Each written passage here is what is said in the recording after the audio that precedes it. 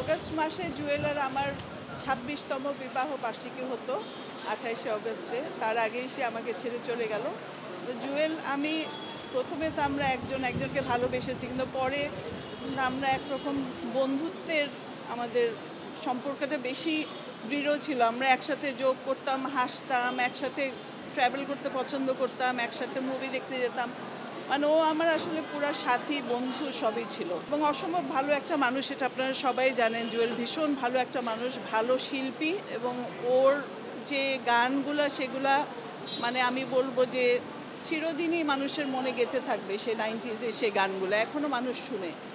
তো আপনারা সেভাবেই জুয়েলকে মনে রাখবেন একটি ভালো মানুষ হিসাবে। সে দীর্ঘ ১৩ বছর ক্যান্সারে ফাইট করেছে এবং আমিও তার সহযোদ্ধা ছিলাম।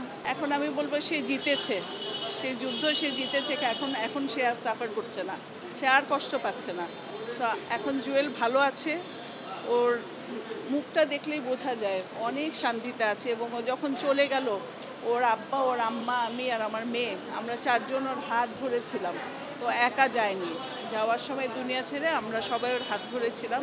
আমি বলবো ও অনেক ভাগ্যবান এবং ওর লড়াইটা জিতেছে ক্যান্সারের সাথে। আপনারা সবাই ওর জন্য দোয়া করবেন, ও যেন জান্নাতুল ফেরদৌসে আল্লাহ ওকে জান্নাতুল ফেরদৌস নসিব করেন। জুয়েল গত ৩ মাস ধরে ও বেডরিডেন ছিল। আমি বাসায় ওর জন্য হসপিটাল বেড, নার্স সব করে দিয়েছিলাম, কারণ ও হসপিটাল যেতে চেত না।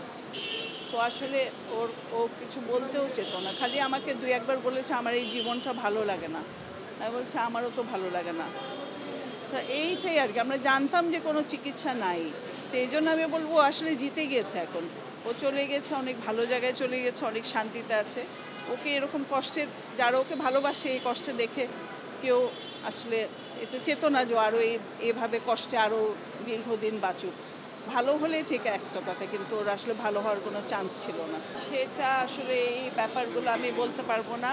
ওর গানগুলো কিভাবে সংরক্ষণ করা যাবে মানে ডিজিটালি, সেটা আমি বলতে পারবো না, কিন্তু মানুষের মনে, মানুষের হৃদয়ে সংরক্ষণ থাকবে ওর গান।